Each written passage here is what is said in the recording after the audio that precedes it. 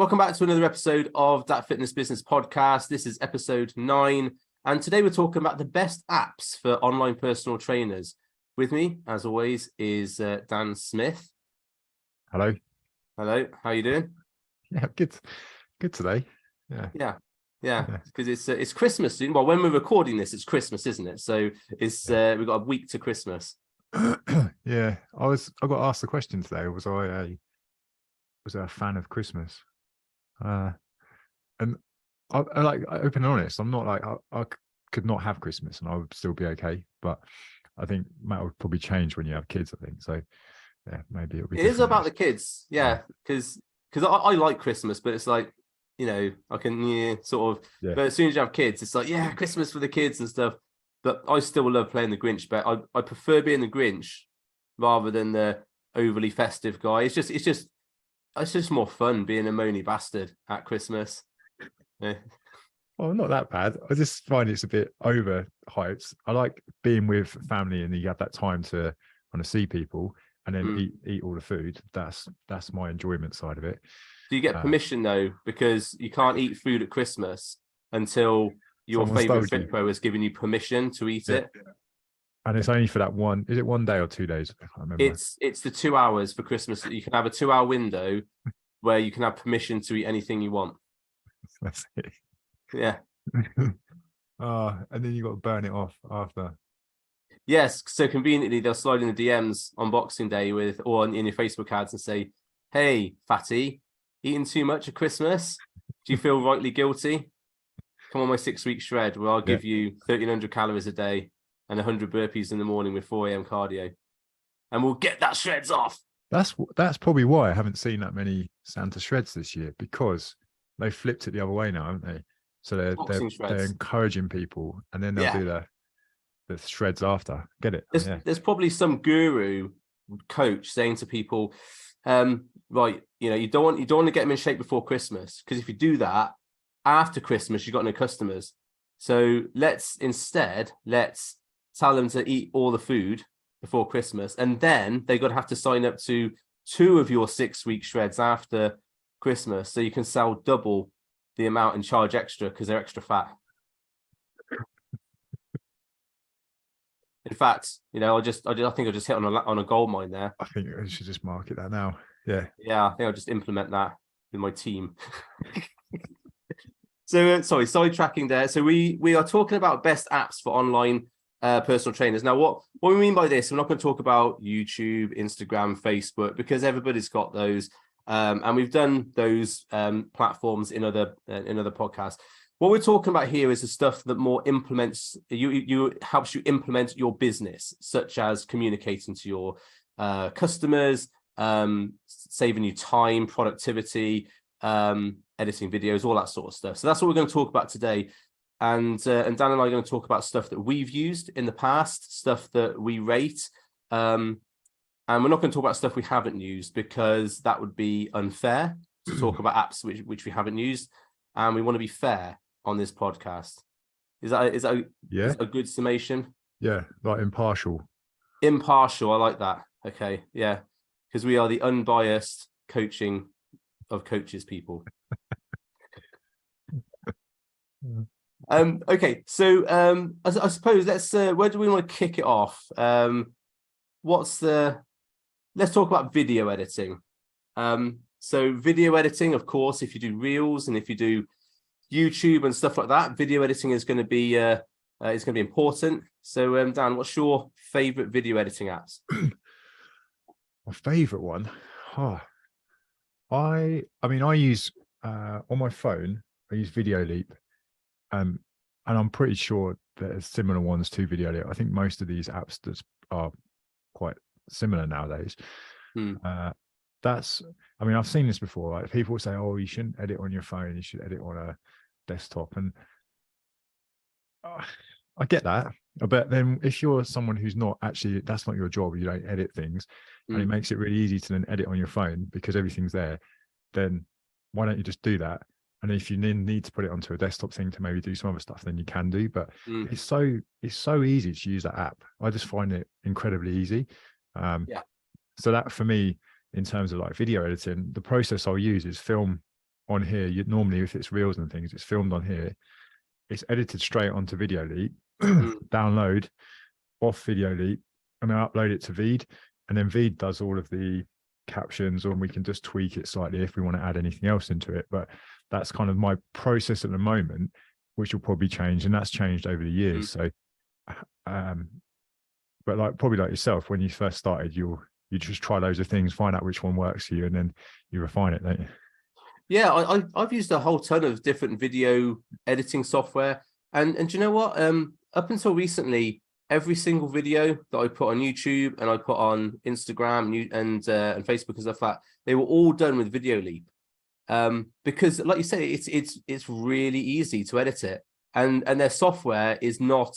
I mean, if anybody's ever used like it's Premiere, isn't it? Premiere Pro, the Adobe Premiere Pro. If anyone's ever used that, that is not plug and play. You know, that is plug and stress. You know, it's you have to do a whole load of tutorials just to understand how to even import a video.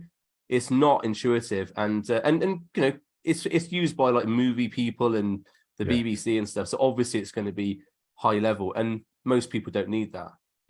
So Video Leap for me is super easy. You can trim videos, you can add text, you can overlay stuff, you can take out colors. And that's all with like a touch on your phone, which is incredible. I've used others in the past for captions. Do you know what? I used to actually just add the captions manually into my Video Leap. Now that was before, and we're talking because, you know, I'm older, and when Video Leap first came out, there wasn't really any decent like intuitive caption things. And if there was, you'd have to do like, what was it, like RX files or something? You have to send it off and get it sent back or whatever. Was it Ripple or something like that? I can't remember. The thing I used to send it off. It was like $1 per minute, and it was then you got the file back, and then you add it in. I remember that, and that was just a lot of hassle. By the time I'd done that and then waited for them to do that and bring it back, I could just have edited the text. So I used to use Video Leap, add text, and have like a whole long string, and then just chop the text, like chop the bar, and then just add and just change the text on each one. Took me bloody ages, but it was all done in one app, and when it was done, I could just save it and put it out, and it was really easy. I remember doing that with my first ever YouTube videos. I manually adding the captions, because it was the same thing. You'd send it off to, that's going to bug me, that the name. I can see the logo as well. It's red, and I can't. I know the one you mean. Send it off to them. But then I used to manually add them into, because one of them popped up on my Facebook memories the other day, and I was like, oh, I remember this, because it was just it wasn't fully captioned. It was just like parts of the words. But in terms of then other stuff on like you said, Premiere Pro and things, I know that because we work with Steve, who does a lot of the editing, like some of these as well, and he uses that platform, and that's his job though, so that's why he's using it. But if you're just wanting something that's really easy and quick and does the job, and also you can do some cool things on, like if you want to get into it, you could apply some funky filters and effects and things. You can do masks on it. So if you've ever seen any of my videos where there's like two of me in the video, that is, I got so into, how do you do that? And I researched it and watched some YouTube videos, and that is actually super easy to do. But I've done a few of those, like where I'm in both sides. I think it's just so cool. But you can do it really easily just by a little tweak on the image, and it's worth doing if you want to sort of, that's an interesting video. Yeah, definitely agree. That side of things makes it really easy. But and like you said, I've used a few different ones on my phone, but that's like the go-to one now. I just go there, like I recorded a video this morning, out for the walk, filmed it all the clips, import them in, edit them together, and then all I do after that is just, after this video is going to upload it, get the captions sorted, and that'll be done then. Do you upload to Veed for your captions? Yeah. I've used Veed for quite a while, and over the years I've had the subscription to it, and then came away from it, and then re-signed up to it. And I'll be honest, it's got better over time. It's just it's always making improvements, and their captions are I just prefer them, because I don't know if you think like this, but I always see when people people use the same apps to caption their stuff, and it blends in. Everything looks the same. It's like template in your content or whatever. But if you're using the same thing and you don't bother to then make it your style, I think you could maybe blend in. So with Veed, it gives a little bit of more opportunity to we take the brand colors from the color document, the hex codes, and drop them in so that we've got the brand colors consistent throughout. Little things like that. Like I wouldn't have thought about that 5 years ago, but now I'm thinking about it a bit more. Yeah, there's because there's another app called Captions, isn't there? And and if people are watching this and they've seen people with like where they've got the text popping up and then little emojis and everything else flying around everywhere, that you can do that in Captions, and a lot of people use that to so much to the extent now that it doesn't look any different. So I looked at Captions. I think Captions, we have to have the subscription, about £10 a month. It's not a free app. And Video Leap isn't free. It's like 36 quid a year, I think. So £3 a month. But well worth it, for that money. But yeah, the Captions, you can do all that sort of popping up and things flying around and everything else. But for me, I mean, that sort of stuff is good. It's like all eye-catching. But again, I'm always thinking about, is that necessary it's not necessary to have all those things popping up. And also, I think it's one of those things that maybe distracts from the message. If you're seeing all these like emojis and everything else flying everywhere, yeah, that looks cool. But are you trying to show them how good you are with video editing, or are you trying to get the message across? And for me, if I want to get my message across, and if you're watching this, if this is part of a clip on Instagram, which we pull out from the podcast, what you'll notice is that the text is across the middle. Me and Dan are top and bottom. And that's pretty much it, because we want to get the message across. But if you've got stuff flying around all over the place, you're just not thinking about that, are you? You think, oh, look at that other stuff. Yeah, there's a difference between it being engaging and keeping people watching, and then just becoming distracting because it's too much focused on those elements. I've definitely seen a few clips where it's been like things popping in, sliding in, and then there's the sound effects to it as well. Like there's sound effects that come with it, which is just, I might maybe like one or two is okay, but it's every single time. I'm like, well, that's then distracting completely from what's happening here. And annoying as well. I mean, there's a couple of people I watch or like the content for, and sometimes it's like, that's I watch because I like the content, but it doesn't help me understand the message better. Yeah. So I think that's some of the key sort of message takeaway. All these apps are really nice and fun and all these things you can use, but do you need to use all those things to get the message across? No. And that goes right back to some of the stuff we've covered in previous episodes, and also what we talk about on like the 7-11-4 courses, where like that stuff is just, it's understanding what you're talking about first, the subject, the topic, getting a structure for how you're going to present that then keeps someone engaged, or it solves a problem, or it answers a question, or whatever it is. And it's giving your opinion on that. But then that should be the main focus, not like, then these things can probably come afterwards. Like, you know what people like? They spend like 5 hours trying to get the exact text size, and and it's like, wow, you spent all that time on that 2 seconds and no one cares. Just post the video. Yeah, absolutely. And I think you've when a lot of time I post videos, I just use the captions on Instagram for the reel.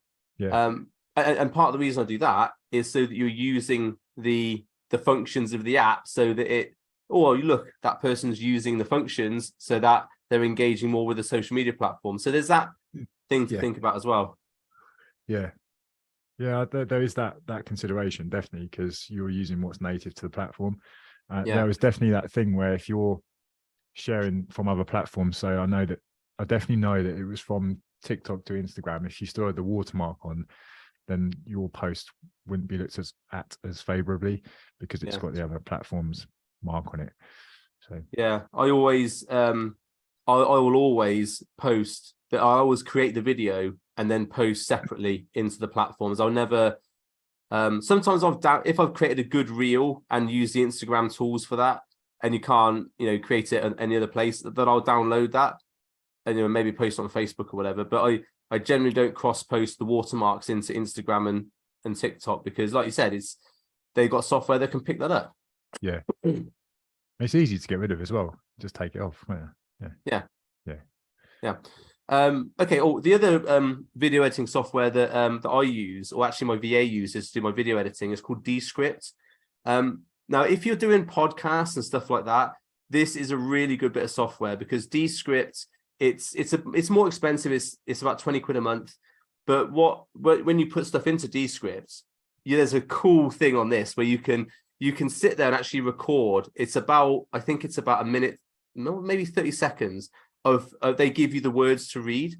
And then if you record that in, what they can do then is, say like we're doing this podcast now, and I talk about something which I say a word which isn't right. So we're talking about calorie deficit, and I can say calorie surplus or something. What the software can do is actually pick up deficit and change that to surplus in your voice. Isn't that cool? Yeah, it's like AI stuff, isn't it? Yeah. I mean, we haven't got to that point yet, because it's not, normally I'm on point with what I say, but it is really cool that you can do that and almost create a whole series of conversations by using the pre-recorded voice that you've already put into it. Yeah, I mean, it's cool. It's cool stuff. But you can when you put a video in, you can pull the podcast and transcripts out and all that sort of stuff, edit to sizes. So it's a really good all-in-one software. And you can do all the text popping and stuff like that as well. But it's sort of plug and play, but you need to have a little bit of work at it. So I don't do anything on it. My VA, she knows how to do it. So I said, right, you do it, and I'll pay for the software. You do it. Yeah, that's clever though, isn't it? That's really useful to have, because it might be that thing, you're like, oh God, I don't want to record this again. Like, it's just frustrating. But it does show that because there is software now that does AI stuff, isn't there? Like, you can have you write a script and then you pick a person, and then this person reads it off. It's do you know what I saw the other day? I saw a video of Morgan Freeman, and it was the top was Morgan Freeman, and then the bottom was the guy reading. Yeah. And it was Morgan Freeman's voice, but the guy was reading it. That is crazy. It was weird, wasn't it? Yeah. I saw that going around, people saying, was it real or not? And so it was a computer. It was a computer generated Morgan Freeman and his voice. So I can pretend to be you. Yeah. I can pretend to be you. We could do this the other way around. Wow. Yeah, I'm gonna go and spin some decks in a minute. I'm gonna walk my dog. You can sit here and get harassed by the cat. Okay, yeah. So video editing. So any others that you've used? I mean, I've used iMovie before. That was fairly easy to use. Yeah. iMovie is, and that's free. So if people are starting out, iMovie absolutely is the perfect choice, because it's free, and I'm sure there is some. I'm a Mac person, so an Apple person, so I use iMovie, but I'm sure there is something similar on Windows or whatever that they can use. Yeah, I definitely use iMovie, and then I've had like a few different ones, just different apps over the years, like to cut things together. But now it all pretty much gets done on Video Leap, because they do all this stuff anyway. Yeah. So yeah, nothing else really. I'm just having a look, but no, I can't see anything else I use on there. No. So what about photo editing then? Because of course, if we're doing before and afters, we want to be able to trim that waist down and give a little bit. Oh no, sorry, no, we don't do that. Sorry, better edit that out with Descript. Yeah, but in all seriousness, sometimes photos need a little bit of a touching up or whatever. Is there any photo editing software that you use? I don't edit it really, unless I use it. If I put it on the Instagram app, I might look at something on there. But to be fair, like hardly ever, to be honest now. Not gone in the days of where you would be doing your progress pictures and then doing sharpen and then structure like Max. Sharpen here, yeah. Just pull that in a little bit. Yeah. There's 2 weeks. There's 4 weeks. I don't do that anymore. I don't want to look at myself in the mirror. I mean, you obviously can do all that stuff with Adobe Photoshop, can't you? And I got a little bit of a dab hand at Photoshop for a while, because I used to do all my promotional stuff on there. And it is a really good bit of software. And I think if you get the Creative Cloud, it's about 10 quid. And with that, you can get Photoshop, and you get Adobe Spark as well, which is like a shitter version of Canva. But I used to use Adobe Spark for years. It did exactly what I needed to do. and it was a decent app. However, Canva improved massively, so I switched over to Canva. Now I use Canva. Yeah, Canva's like the main one, really. We use that. It's really easy, and do you know what, with Canva, I don't know if you know you can do this, but and actually if you're watching one of these clips, maybe I've used this to do this, but you can get because when we do our reels templates, you can put 2 videos in, so you can get a video and drop it into the reel template, and then what I do to get the you on the sorry, me on the top, you on the bottom sort of split, because when we record this it's a letterbox. You can get 2 videos and then crop them down, so that then you can get that letterbox. So you can get that tall version. Yeah. And the videos play at the same time. So whenever I do the reels, if you look in the Canva template that we share, when you look at that, those videos have been cropped so that it's actually 2 long videos, but then cropped in so that I'm on the top, you're on the bottom. I get what you mean. Yeah, it's really simple to do.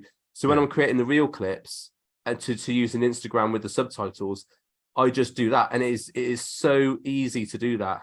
So Canva has come on massively since it used to be not so user friendly years ago. Yeah, they definitely.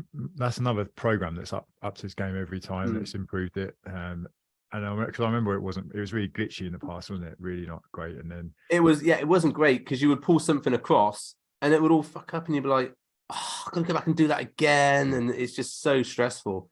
But it's great now. Like you can do that. The video side of it's really good now in terms of compared to where it was. But then also they've got so many. If you ever think, oh, I really need something for a presentation or a flyer for something, you just type it in a template. So there's hundreds come up. Yeah, like, so many in there now. Yeah. Well, we've so I used to use PowerPoint for my presentation because I'm an old school like PowerPoint guy. But Canva have actually got a fairly decent PowerPoint type like presentation template now, and you can animate it all in so that things pop up. And I've actually used that for recording the whole of Build Business business coaching program. So 29 presentations, like little how-to videos. They're all been done. The presentation's all been done in Canva. And you're right, with the photos and stuff, you can, because you've got the left-hand side, you can just drag and drop over. And if you've got the Pro, you can just type in light bulb or something like that. And you can, and there's a load of pictures come up, you can just put them in the background. So it's, I think my VA created all the basic stuff. And then I just went in and tweaked some of the pictures she put in. Really quick way to like to build your presentations out. Yeah, we use that for all our stuff now. Like, I can't remember the last time I used a PowerPoint presentation. No, out in Canva, and then you can present off it as well, which is really good, because if you present off it, you can have the notes. You can see the notes. I know you can do that on most things now, but I've used it, and because it's all in the same place, it's like really nice, isn't it? It just works really well. And because PowerPoint doesn't really translate over to, if you've got it saved on your Mac or something, sometimes it doesn't work on like Windows. And I've had that issues when I've gone to present at certain places and I've got, right, here's a PowerPoint presentation, and they're like, oh, but where, if I've got the Canva one, that's no issue because you can just upload it. PowerPoint, when you upload it and all the bits are in different, and it's got the fonts in it or anything. And it's like, I'm sure that's not what I did yesterday. It was a late night, but I'm sure that's not what I created. Annoying. Stuff like that. Okay, cool. Oh, the other thing to mention is a nice little app, which I know I've demoed to you before, and it's a really cool app. It's called Notability. Notability I use on my iPad, and it's basically it's like you use an Apple Pencil. But the cool thing about it is that when I'm doing my presentations, because I do like a monthly thing in my groups, so like a Q&A and presentation of topic, and what I do is I bring in the presentation as a PDF, and you can load it into Notability, and then I have areas on the presentation which are blank and stuff, so I can draw on the presentation as I'm delivering it, and that's a really cool feature. And I know I may have mentioned Notability on other podcasts, but it's an app that's really massively done my productivity up, because you can, if you've got templates for, say, like I've got one for creating content, like a worksheet, and I use that to create my content. All you have to do is load a blank presentation or a blank like PDF into it, and then you can sit in a cafe or whatever, because we're all fit pros in cafes, and you can write on it like you would on pen and paper. Yeah. And so you can sort of brainstorm your ideas into your content. I call it content cube. You can just write the stuff in, and I created all my presentations like in, I think, about a week, just using that as the framework. Yeah. But it was easier than, say, typing stuff in or writing on pad and paper, and then you have to upload it. Because once you've written it, you can then upload it as a PDF. And then I sent it to my VA, and she then turned that into the presentation.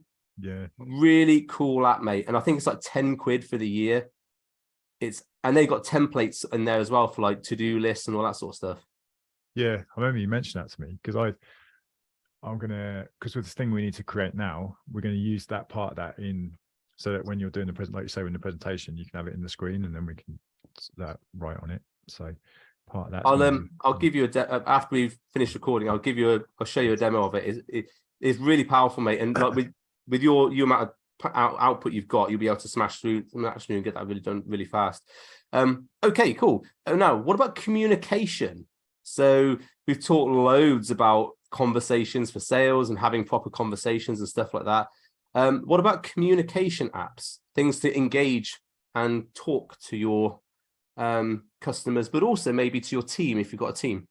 Yeah, we've got in some of the different parts of business. So I try and stay away from things like, I know there's like a mixed view on this, like WhatsApp for like if you deal with clients.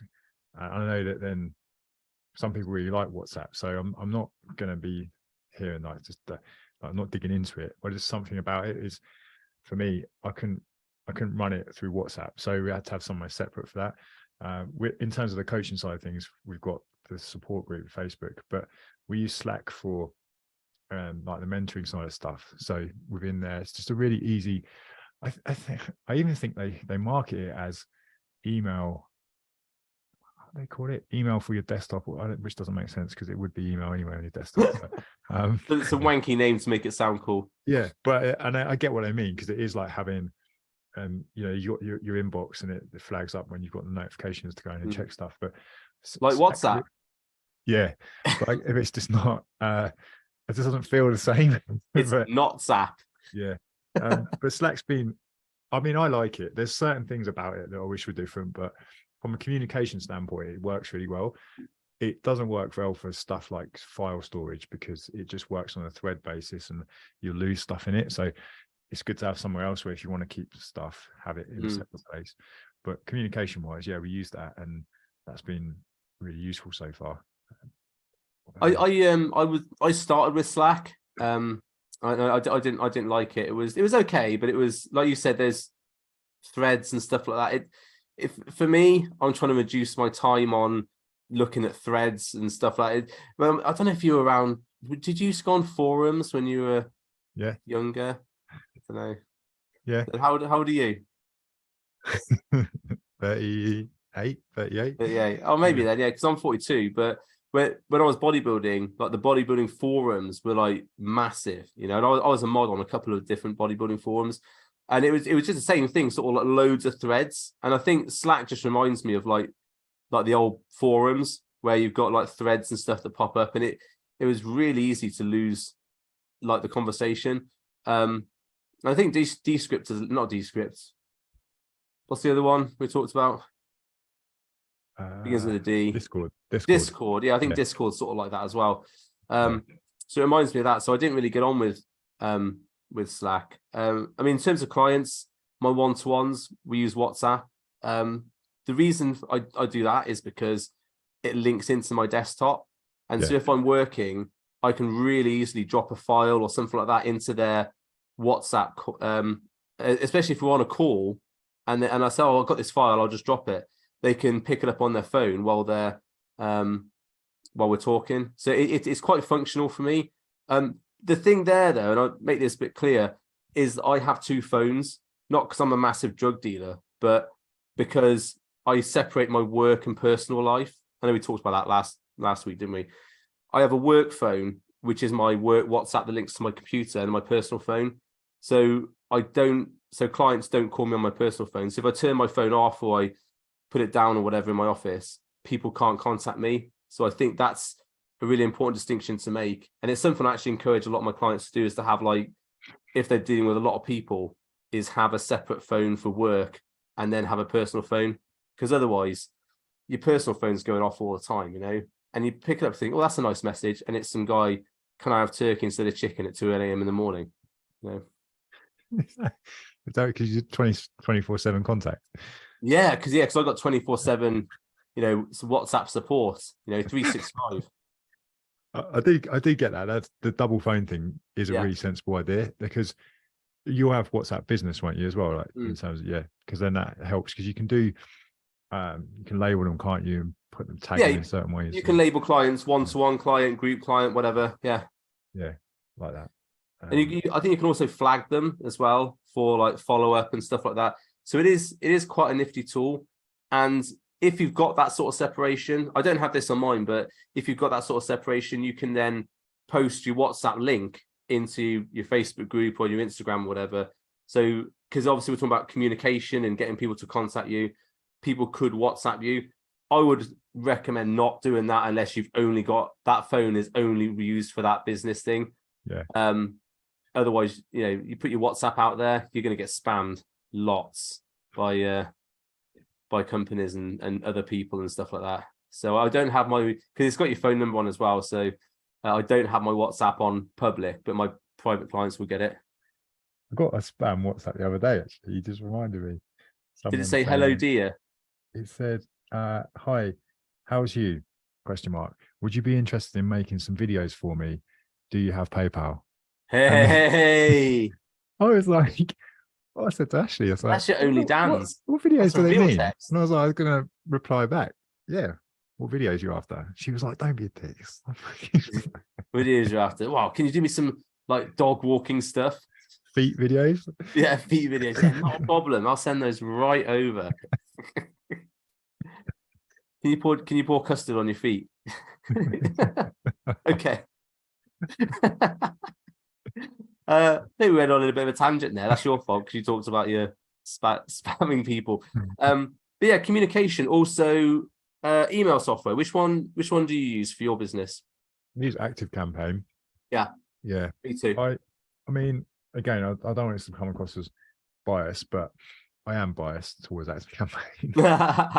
I'm not biased, but I am biased. Yeah. I've used quite a few different platforms over the years. The only other one which I'm involved with just through another coaching business that we help out with is ConvertKit, and that is really good as well. Like if Active Campaign, or if I didn't want to use it anymore, I definitely would look at that, because that for me is like, it's definitely up there. I think Active Campaign's just got a little bit more in terms of the automation side of it, but yeah, I've played around with a few. MailChimp, it just gives me a headache, but MailChimp's got some awesome sort of got some quirks in it where something about tagging or something. I've seen a lot of people moan about that in the past.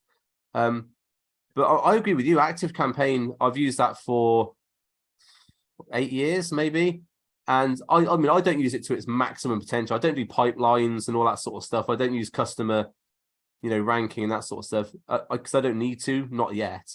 But the automation options you've got, the tagging you've got, the way you can put it into lists, and it's just really easy, and it integrates with everything I use. You can have forms on. I've got a website. You can have form using Elementor. You can link in a form from which links directly to Active Campaign, so you can collect stuff for your website really easily. It links to Thrivecart, which is my payment portal, links to everything I do.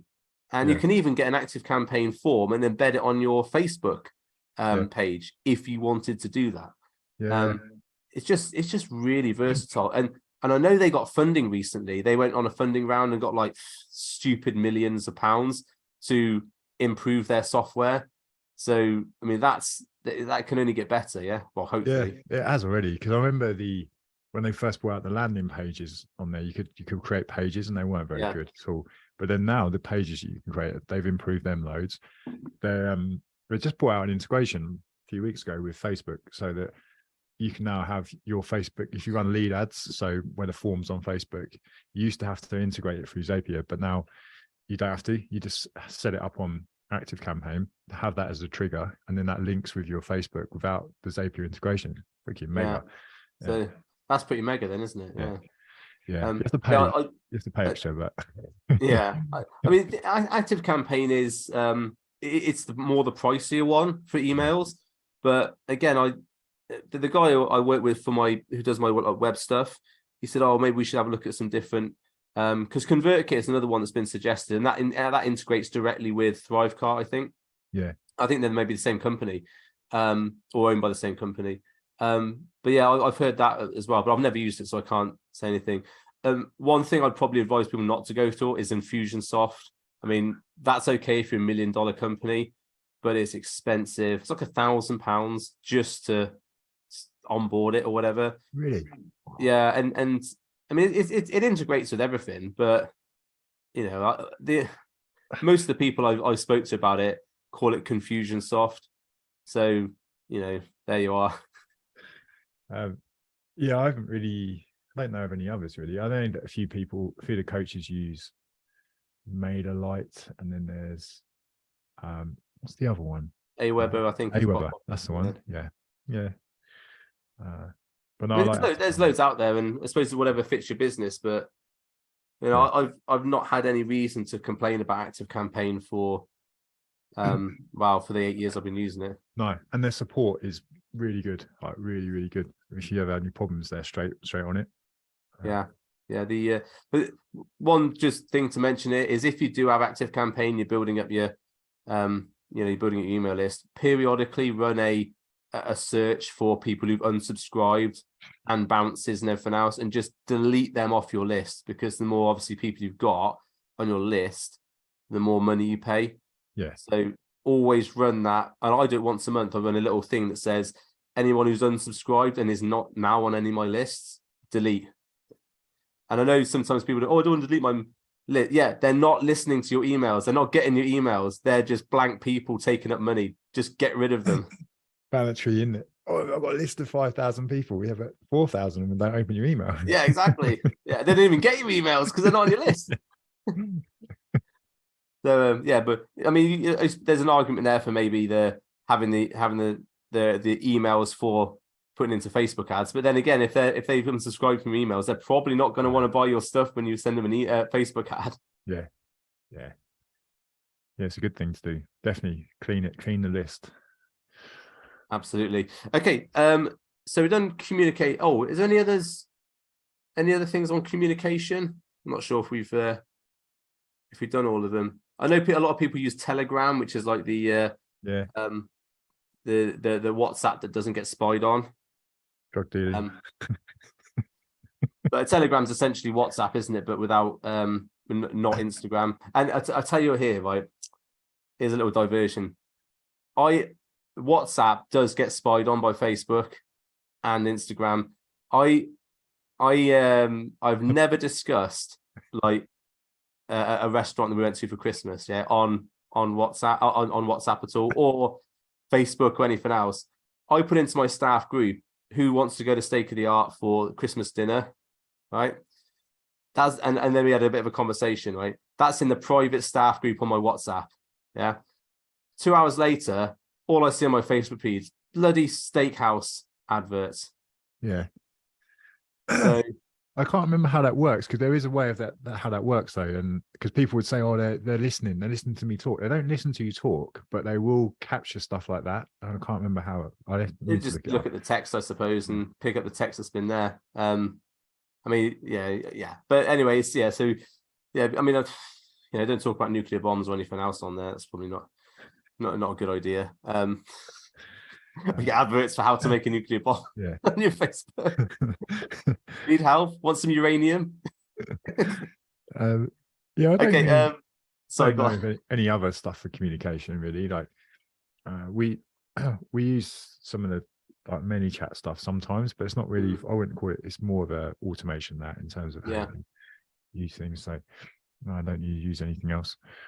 Yeah, no, I scaled everything back years ago, so it's very very basic, less headaches for me. Okay.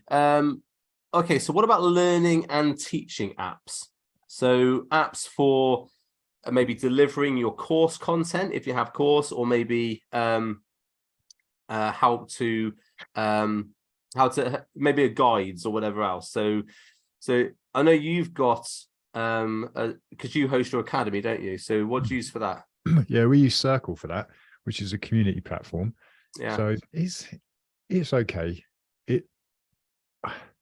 It's kind of like, well, how I envisioned it would be like Facebook, but without being on Facebook. But it's actually the big part it misses is this common thread, because it's got the ability for you to have different spaces, and you can actually have course content, drip feed stuff, which is brilliant. I love that side of it, but it just misses that the thing it was built for is missing almost. And so we are thinking about it at the moment whether we keep it there. But as a platform, it's lovely to use, looks nice, really easy to use, and I think it could be good for some, with depending on how you want to use it. But it's lacking that one element at the moment, which is a bit annoying. I think a lot of people are trying to move away from Facebook for their community stuff. The Tiers of Freedom group, which I'm in, is like a financial planning and but basically like trading and that sort of thing. Really decent group on Facebook. Their paid one has a private Discord group, which they host all the stuff there. But I don't really go on that because it's another app that I've got to download. So I think sometimes I've had this before, and I've worked with people, and I used to have Kajabi for my course content. I used to have Facebook, and then I had a coaching app and all that.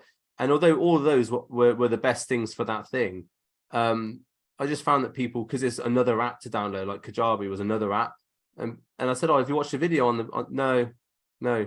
Oh, I didn't even know it was there. You didn't know it was there? There's like 10 emails to tell you it's there, and links and stuff like that. Yeah. People don't have the time potentially to go on all these places. And I think sometimes when coaches are like, let's do all this stuff and have all these apps and everything else, the shiny things. It's like, yeah, but your client's got to download that and then figure out how to use it. Yeah. And if it's not literally pick up and play, it can be difficult. There's something to be said for it, because everyone's used to going on Facebook. So it's like, okay, let's keep it familiar. Everyone knows that. So there is that. But there's arguments for both sides, isn't there? Because obviously you don't want to have all your eggs in one basket, where if Facebook suddenly decides you're not a person they don't want on there, and they say bye, and then you've lost all your course content at the same time, because they can just shut your group for no reason, can't they? And then if you're delivering all this stuff through a group, it's like, oops.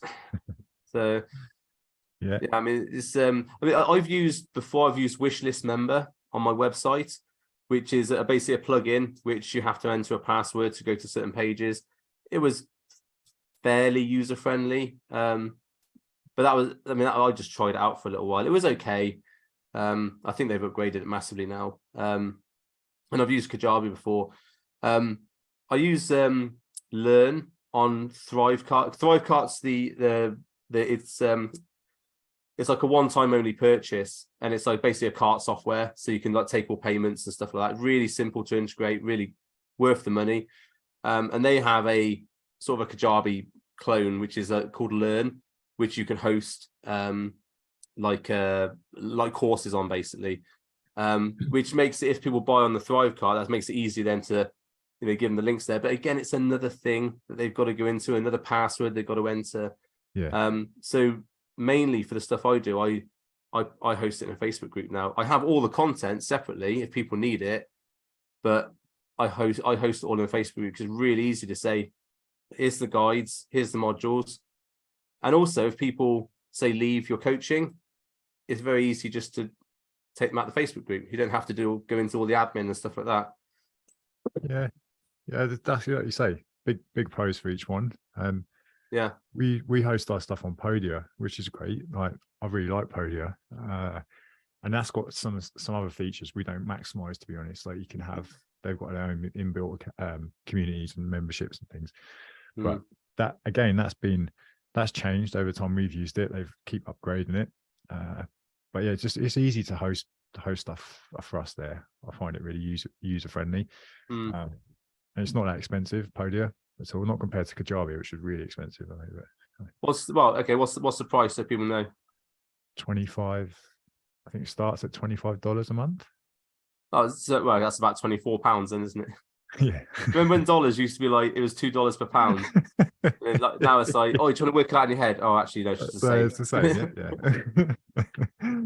Yeah, that's not, I mean, it depends on, I suppose, if you look at the return on investment, if you're getting £5,000 a month from people doing on your course, and then you're paying £100 a month for the course, like to host it, that's a decent return on investment, isn't it? But so certainly I found that Kajabi was massively limited because you could only get like 3 like presentations or 3 courses on there, and then you had to upgrade, and it just got stupid money.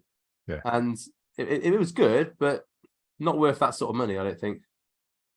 No, I think it looks nice, Kajabi. Yeah. You do some nice things on it, but I don't know really enough about it, to be fair. It was well. I used it for about 3 years to host Target Lean and a few other courses that I did. Can't really complain about it. It was good. It did what it needed to do, but you know, I wanted to save myself £1,500 a year, so I just got rid of it and hosted everything in a Facebook group, which cost me nothing, and I still sold the same program. Yeah. But yeah, I mean, there's any other thing for learning and teaching? Nothing else that not that we use now, and not that I can think of. Have used. No, I think that's all the apps that I've got as well. Anything that we've missed? Not really. Well, I mean, only like the training apps and things. But Right, yeah. So that's probably a big one, because coaches are going to listen to this and think, well, hold on, you haven't even talked about the coaching. Okay, so I use PT Distinction. I have done for, I think, about 5 years or 4 years. I honestly, it's good. There are some things that I think could be better on it, but they've done a really good job there. I probably wouldn't recommend the nutrition side of it in. It's not that user friendly. So I only use it for delivering workouts, which is it's great at doing that. And you can also one of the cool things about it, you can have pre-built packages. So if someone buys one of my packages, you can then you can Zapier it if you want to, but you can send them to a page that says fill in this form, and if they fill in the form, it'll automatically add all the things that you need for that course. So for Build, if they pay and they sign up, they get all the workouts, all the PDFs, blah blah blah blah blah. It just goes straight into their app, and I don't have to do anything. It's all automated. So that's a really cool thing. But I think a lot of the same is with like TrainerRise and a few others. I think they all have that. Yeah, I think it's come on a long way since the days of when there was just like, there's only a few, wasn't there? My PT Hub was probably one of the earliest ones. Yeah. Because we went from, probably like most coaches, you go from, well, maybe not anymore, but I remember the days of going from like PDFs and then like sheets. I used to use Google Sheets for mine and YouTube links. Yeah, that was it, wasn't it? But yeah. I remember emailing PDFs to start with, like email, and then using Sheets to link in stuff and have the tracking on there. And then you'd have like the Sheets app that you'd send. The clients would have to download. But then we moved very quickly into software, and we've used Apotheo for years now. I think like 7-8 years now. Like definitely, and that the reason I kind of fell into that was one of the lads I went to school with was out in the States, and he met the guy who built it, and it was like, oh, Dan's does like personal training, chat to him about it. And then ever since then I've used it, and it's one of those softwares that's just got better over time, again, always making improvements on it. And it's just nutrition focused, and most people will be, oh, well, how do you run the training side of it? We've got a separate app for that. But I like the fact that it just focuses on one thing, because it does one thing really well. It focuses on that, and then you don't have the danger of it trying to do too many things and not really doing anything well, which I think that is the danger, isn't it? When you've got these all-in-one apps, so they say, oh, we'll do email, we'll do nutrition, we'll do personal training and everything else. I've not come across any app that does all of them as well. It's the same as what we're talking about the other podcast, talking about a specialist in an area, like a niche. You know, it's like, you know, if you want your heart done, you don't go to someone who does knees and backs and necks as well as hearts. So you go straight to the heart guy, you know. Although you might get a competent service, you know, those sorts of things are things you really want to get right, you know. And I think that's the thing, is when you're trying to buy an all-in-one, sometimes it becomes, even though it's cheaper, it becomes more expensive in terms of time and stress when you've got an all-in-one versus a couple of different apps. I get the impression that it's more popular in the States to have, like, I know a lot of companies out there using multiple apps for training and nutrition, and that was something that we've done ever since using like Apotheo. I still used Sheets for training for a while, and then I had Apotheo, and then they inbuilt that, so you could actually add the sheet into Apotheo if you want. But then we used True Coach at one point. I think we used Trainerize, and now we use Train Heroic, which is a dedicated training platform. You can't do nutrition on it. It's just dedicated to training. That works really well. By far one of the most intuitive platforms I've ever used for training. And yeah, it's American, but it's kind of like got them American hints and stuff in it, like everyone's an athlete, but I quite like that. Everyone's an athlete. Everyone gets a medal after workout. And then you've got these leaderboards. When that first came out, uproar. Oh, we can't have leaderboards because, you know, it's inciting people to, you know, feel like they're not doing as well as others. And I was like, quite like it. You know, if it's positioned to the right way, to the right people, you don't have to have the leaderboards on there. But things like that I thought were quite cool with it. And again, really good at their support, like their customer support, brilliant. So that's where we are at the moment. We use Apotheo and Train Heroic. Just have two apps, but no one's ever complained, oh, I've got to download two apps. It doesn't matter. I think I suppose for that as well is because if you're doing nutrition, you're away from the gym, so it makes logical sense to have because people have had like MyFitnessPal for ages, haven't they? And so it's all like the accepted thing. So I use Nutritics for nutrition stuff, and I've done that since my ISSN days. And they've got their own little nutrition app called Libro, which some people get on brilliantly with and love it, and I prefer it to all the other ones I've used, and some people don't.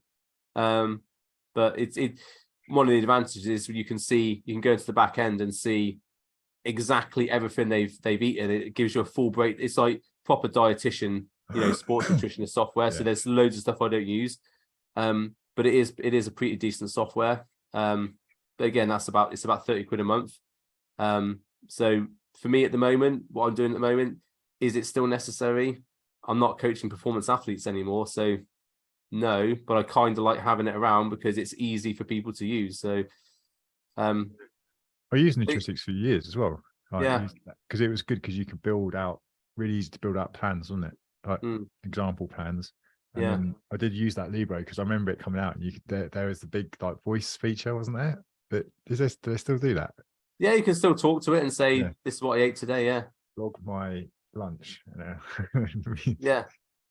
I never use that. I just the cool thing about it is say if you eat the same thing for breakfast, which most people do, when you go to enter breakfast, you just, did you eat this today? Oh yeah, did.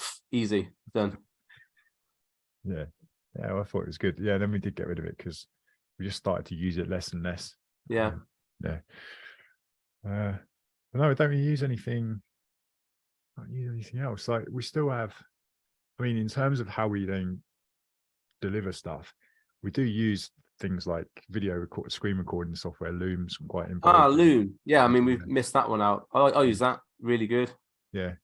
That's built in. Apotheo has it built in, so it's already in there. You click the button and it will screen record, which is quite cool. But Loom, and then some of the clients use Dropbox to send stuff over, but that's their own choice because they've got their own places where they want to store videos and things. So that works. They just drop a link into the software, so easy. But nothing else really. Loom I found really good for whenever like my staff at the gym need how do I edit this members thing, and I just go onto the Team Up app and go blah, blah, blah, blah, record it with Loom, and then I send it over. And they can see the screen. It's I think it's like 10 quid a month, something like that. There is a free version, obviously. Yeah. Because I do a lot of videos, it's about 10 quid a month. But again, it's something that is low cost, isn't it? Yeah. You maximum, like if you get the use out of it, like I dread to think how many videos are on our Loom account, just probably in the thousands now. But really well worth it. And you can do stuff now where you can splice stuff together. I don't know if you've seen that. Like, that's really cool. Yeah. So you can go, like, if you record a video to a client, then you want to put in another video on, here's that resource on how to get enough protein in, how to survive Christmas, like whatever it is. Like, I haven't done that. I haven't seen that yet. How to survive Christmas. Yeah, classic for the December content. I I think that's about it. I think one more app I use is called Screencast-O-Matic, which I do all my when I'm doing my say if I want to.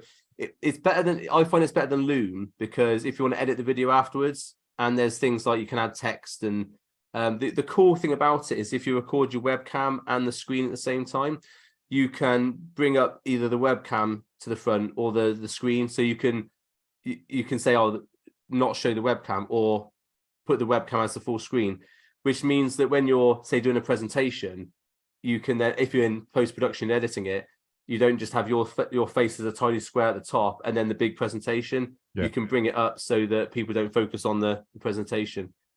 So that's a handy bit of kit. I quite like that. That's like, I think 12 quid for the year. It's really cheap. Yeah. I used to use that a lot, Screencast-O-Matic. Stopped using it when Loom came out, but yeah, I like it. Excellent. And I think I'll do most of my YouTube videos on that, because it's just easy. And I do use OBS as well every now and again, but that is a little bit fiddly. So if you've got Screencast-O-Matic, but OBS is free, so that might be worth looking at. Yeah, I need to still work out how to use it. OBS. Do you know what I figured out with OBS? I can link up I've worked out now how to link my iPad so that I can link my iPad and do the little squiggle drawings and stuff, and have my face there.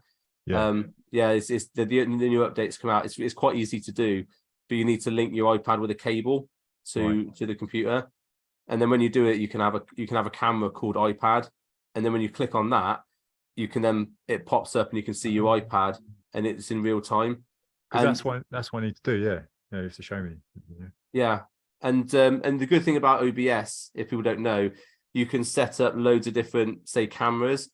And you can transition between all of them by just one click of a button. So it's like having a stream deck, but it's free. I used to do all my Facebook Lives with OBS. And say if I was doing Get the Kettle On, I used to get the workout, put it to the left of the screen as an overlay. And then you can, because OBS is streaming software, you can use the stream key from Facebook to stream into a Facebook Live. And actually made the Facebook Live a lot better. The camera didn't mess up as much. Yeah. And that's free software. There's loads of options with that. Yeah, and I remember, after speaking to you a little while back, we got it, but then when it was the lockdown pandemic and everyone couldn't go out anywhere, I was doing a lot of like live stream with these, and just Facebook used to just chuck us out every time. It was like, no, you can't do this copywriting. But then OBS was a way to kind of get around that a little bit, but I never worked it out then either.